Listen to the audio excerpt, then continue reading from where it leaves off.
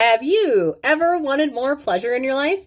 You're in the right space. Hi, I'm Rachel, and I've been an intimacy coach for 10 years, which has inspired me to do this series where we've been talking about ways to incorporate pleasure into your everyday life for self, but also within a relationship. And friends, this is the last day of the March GLADness series, and I am unbelievably excited to tell you that this was the most successful of all the series I've done so far, which really warms my heart. I am so proud of each and every one of you who shared your stories. I'm so proud of each and every one of you who reached out to me. I am so proud of each and every one of you who decided to take this one step further and understanding that is your God-given birthright to having this pleasure, and there's no glass ceiling to feeling good.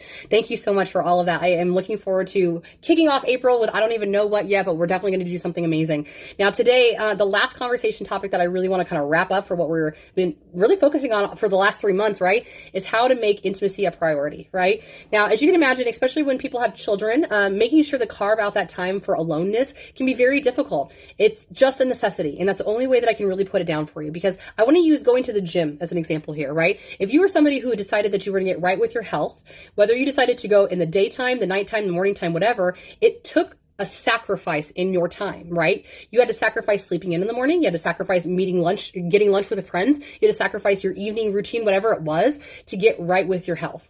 This is not different, okay? And when we have children, it's actually a really great example of why we should make this a priority, because those little eyeballs are watching us. And if we don't make our relationship a priority right in front of them and show how important it is that the caregivers invest in one another as much as they invest in the family unit, who will they see that from?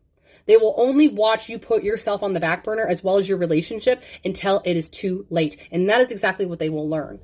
There is no truth behind do as I say, not as I do.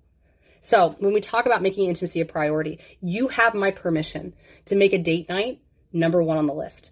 If you can't commit to a date night, you have my permission to make Friday night snuggles number one on the list. If you can't make this happen, date night during the day on a Saturday, it doesn't fucking matter. You have to figure it out, and you have to make sure that it's your priority. You have to make sure it's going to invest back into this connection between you and your partner. It doesn't have to be sex, but sex is always fun and it's always great, especially when you're curious and having a lot of exploratory time, right? Whatever it is.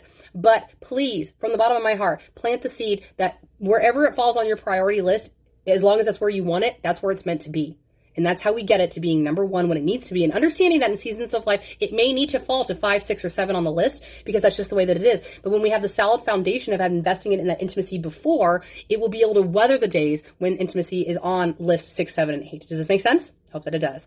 So, friends, we'll be back, like I said, in April. Not sure what we're going to talk about, but I very much appreciate all the feedback so I know what general direction to go. And feel free to slide into my DMs. I'm actually somebody who loves when people do that. And that's all I have for you for this month. Thanks so much for tuning in. I love you very much. Have a great day.